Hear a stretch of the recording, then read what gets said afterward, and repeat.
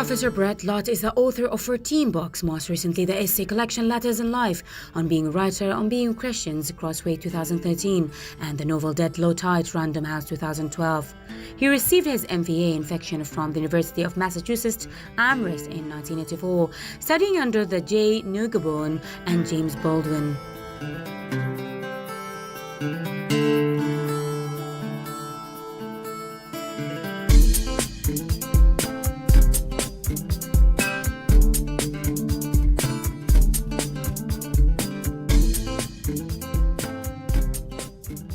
From 1986 to 2004, he was writer-in-residence and a professor of English at the College of Charleston, leaving to take the position of editor and director of the Journal of the Southern Review at Louisiana State University. 3 years later, in the fall of 2007, he returned to the College of Charleston and the job he most loves, teaching.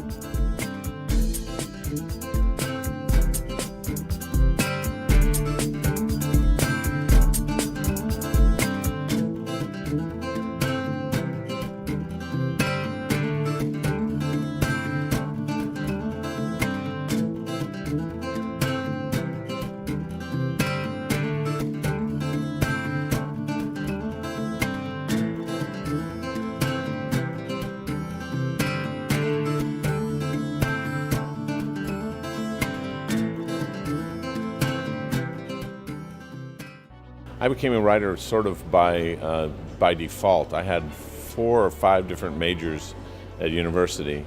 I quit halfway through school because I was a forestry major, I was a marine biology major. I did not do well in a physics course. I dropped out, I became a salesman. I went back to university because I thought I wanted to teach high school.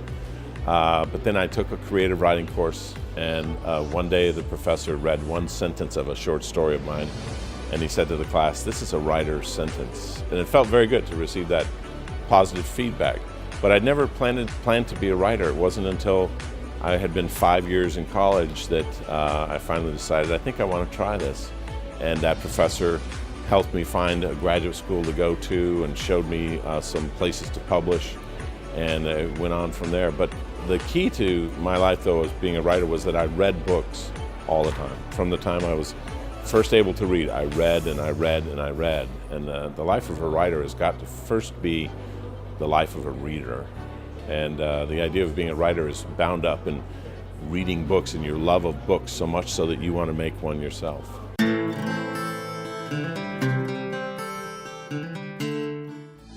My biggest influence is a writer named Raymond Carver in the United States. He passed away in 1988, but when he died, the London Times headline was, "America's Chekhov Dies." He's a very important, influential short story writer. And I learned from him that a story is not, the author has to get out of the way. The most important thing are the people in the story, rather than, look at me, the writer. It's about caring about the people who are in the story. So I learned that from him pretty early on, that the most important thing is the character, not the writer. That's the most important writer for me.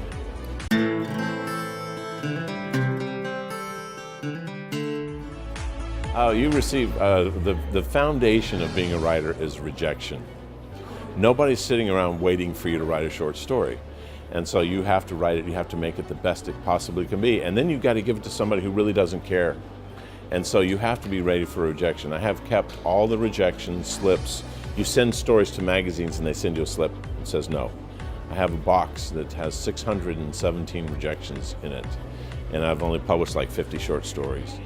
And those rejections are, I accept those because they help me to understand that what I'm writing is not for everyone, but they also goad me on to keep going because I want to share what I've written with people. And so the way to get through rejection and to find that kind of inspiration is to simply understand that an editor is just a person, but the thing I'm writing is very important to me, and I'm hoping that it's going to be important to you as a reader.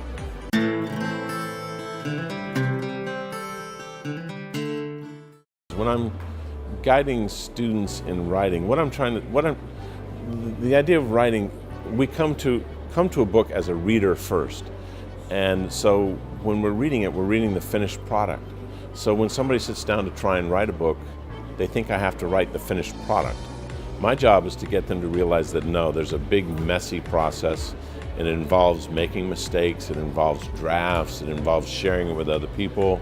And so the idea of the writer is much like the chef who cooks the meal, but then the meal gets taken out into the dining room and handed up on a beautiful plate to the reader. You don't get to be that reader. You're the chef who's burning things and making things and sweating inside the kitchen and then handing it off to be read by the reader. And so when I'm teaching my students, I'm getting them to remember that a writer, although he's bound up in a love for reading, is not the reader of the work. The writer is the maker of the work. That's a very different thing. How I evaluate them is it's hard because at one time you're evaluating grammar and punctuation, all these mechanical things, but you're also having to think about the character. Does the character's psychology of characters being developed? Is the setting, can I see where I am? And then you're also having to deal with the fact of the student who's writing it, because writing a short story is very different than writing a paper for biology. Because in a short story, you're revealing your heart. You're being honest to the point of normal people wouldn't do that. And so you also have to remember who the student is and how fragile that kind of honesty can be. And so you're part psychologist, you're part grammarian, English teacher, you're a bunch of people at one time in evaluating them. So I actually mark them up line by line and then have comments, and we all talk about it in a workshop format.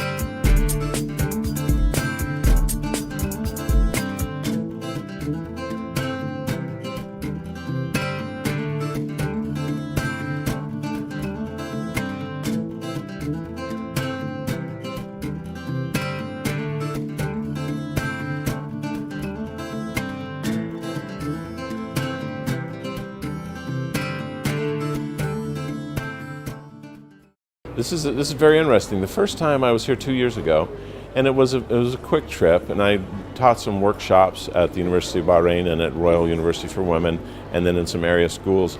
And so I got a sense that there's great imagination and great spirit, but I didn't get to work, in depth with them.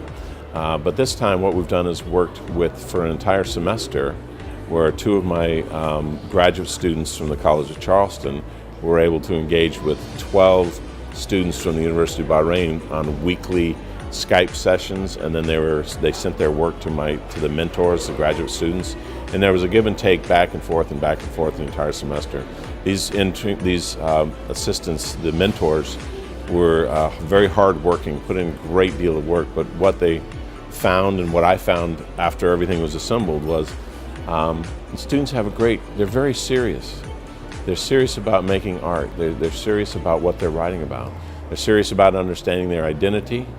They're serious about understanding what family means. They're serious about home.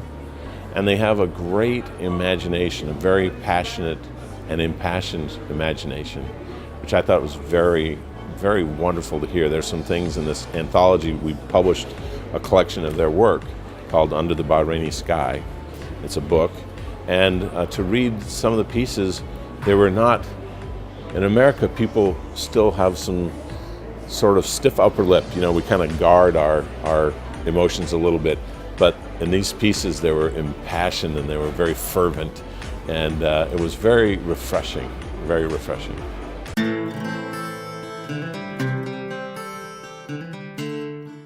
So yeah, I really don't think about 14 books.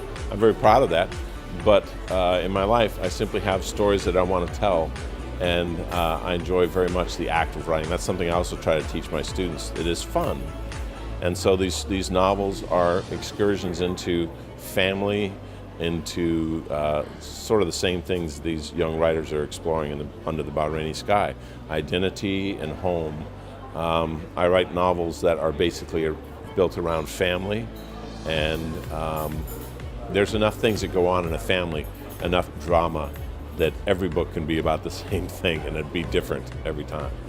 But I'm proud of the books I've written, but there's always another book that I want to write, and as a consequence I don't really look at those 14 so much as think about number 15.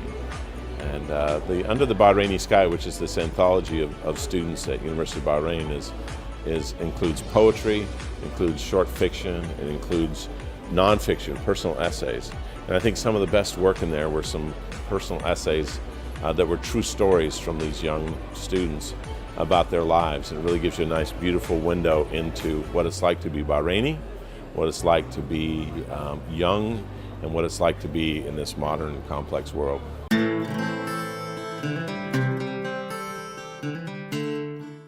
We've conducted some workshops that are involved. We've been teaching in poetry and short fiction, and we've finished the first day yesterday, and tomorrow we go back to the same students. We've given them assignments. They have to have written a particular poem that we have assigned them. We give them what's called prompts, things that are just kind of an idea to get them thinking. And so tomorrow we're looking forward to reading their works. They've been assigned something called a catalog poem, which is simply a list of details about something that's very important to them, and then at the end it must turn some way to reveal the true essence of the thing they're writing about. That's exciting. And then we also have a short story that they will all have written. And the students have been very engaging. It's very refreshing to go into a room from 4,000 miles away and to show up and have these students at the university receive us beautifully and graciously, and actually want to write. They want to learn. The interesting thing about this course that the two mentors worked with those students is that nobody received any credit. There's no college credit.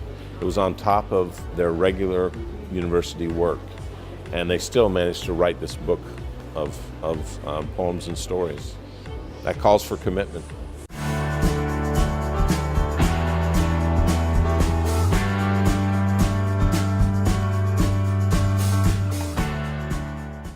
I met Professor Brett when I was a sophomore in my undergrad year, and he is the kind of person who he can find a writer wherever he goes. So he pulled me aside after I had written my first story and asked me what I was going to do after I graduated. I told him something different, and he said, "No, you're going to be a writer." So I think that's the most important thing about Mr. Lott, is that he sees writing in people that maybe don't see it in themselves.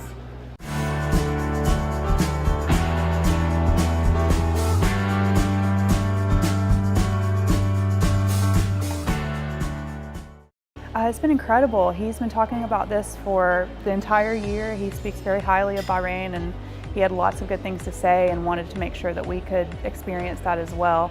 And it's been incredible seeing him in action. You know, we've been going to different schools around, and seeing him talk about writing to these really young kids is really incredible.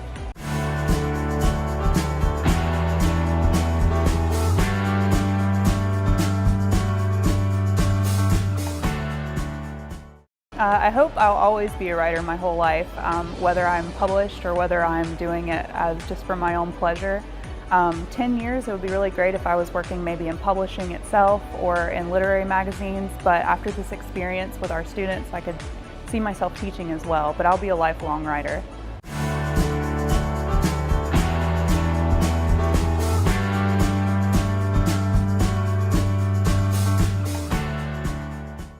Yeah, it's the first time I've ever done it, and it is a very difficult thing, but I think what's really important is that at the end of the day, I'm taking these kids who maybe didn't think that they had the ability and making them believe that they can do it. And the connection just on a human level is really what keeps it going.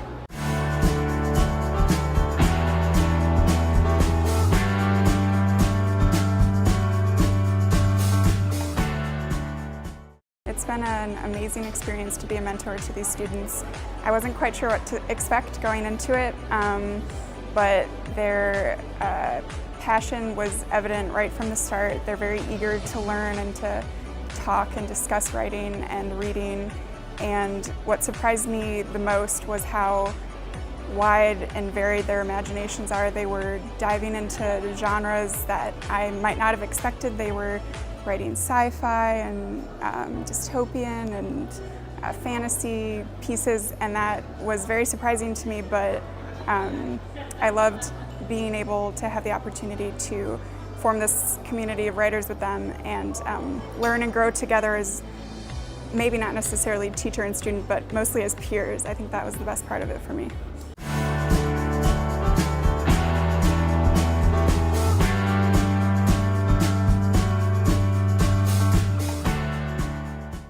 There were certainly difficulties at the beginning. I wasn't quite sure, what level they would be writing at or what kinds of things they would want to write. And there were certainly, simple grammatical things that they struggled with. But beyond that, what was the most important thing was their creativity and their drive to write, and that was always evident to me. And so whatever struggles we had there, with language or with distance, were overcome by our, mutual love of writing and reading. So.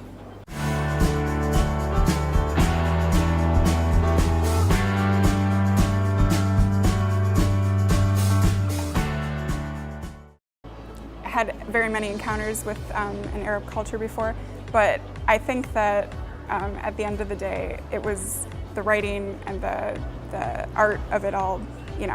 We're all human, and that brought us together in the end. And I think that my relationship with these students I hope it will continue to grow in the future, and that we can, share that bond of writing.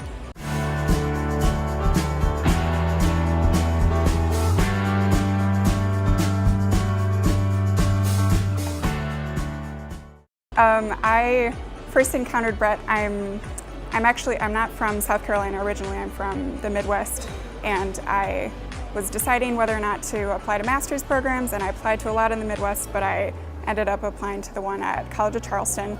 And he called me on the phone one time and was trying to sort of convince me to go to this program, and he was describing the beautiful scenery from his office, and I just got from that phone call an idea sort of about his, cheerful disposition and the way he truly cares about his students and wants us all to succeed.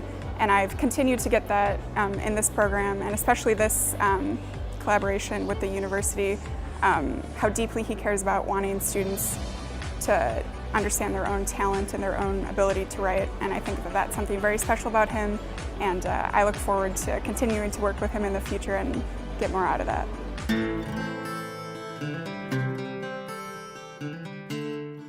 I would like to think that there's going to be people who don't want to write, but people who love books, I think generally speaking, people who love books love what words do, and that oftentimes brings about a desire to do the thing that I love to read.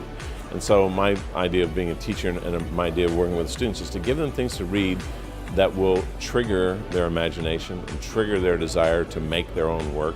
A lot of times what we will do in classrooms, we will write a piece that models itself after a great short story. And in fact, the first exercise in my creative writing classes is they have to retype word for word a particular very short story by Raymond Carver, my hero.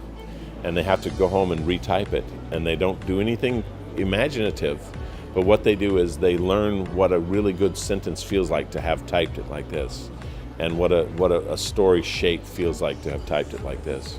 And that's a way to trigger people to simply go on their own, to write their own work.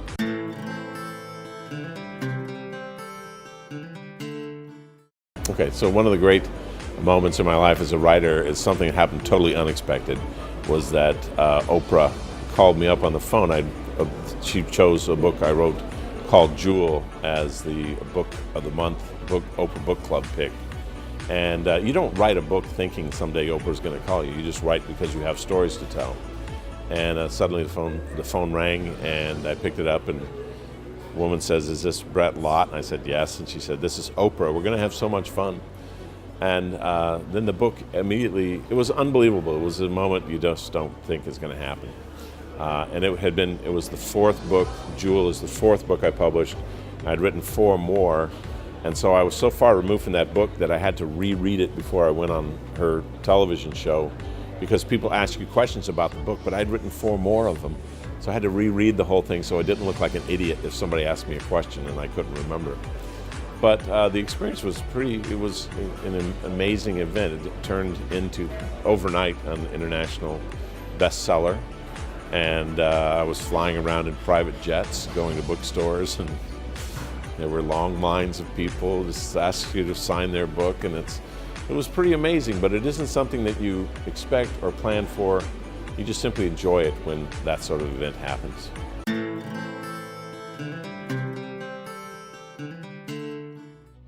I think people do. I think people still, as there's a thing that's actually going on in the industry. There was a big worry that all books were going to go electronic, but they've kind of reached the bottom of that, and actually real books, which is something you hold in your hand, it's a physical thing, are coming back. They're selling more and more hard copies of books, and the digital age is it's wonderful. It has its pluses. But there's something about holding a book in your hand that human beings enjoy. Human beings enjoy holding this and being able to turn the page themselves. There comes a moment too when you're reading a book where you're at the beginning and then suddenly you're halfway through and the book's weight in this hand changes, and you know you're getting closer to the end. That helps the human being engage more deeply in the book. And this is what's being found, is that the electronic book is not going to take over.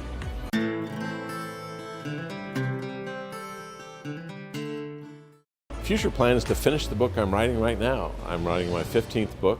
It's a novel, and unlike what people may think, every book has never been written, so every book is a brand new thing, and I'm having to invent all the time. I don't have it in the bag. I don't have it figured out, and that adventure that I'm on right now to try and figure out how to write the next book, I'm in the middle of, and I'm enjoying it. So I'm hoping to finish the 15th book.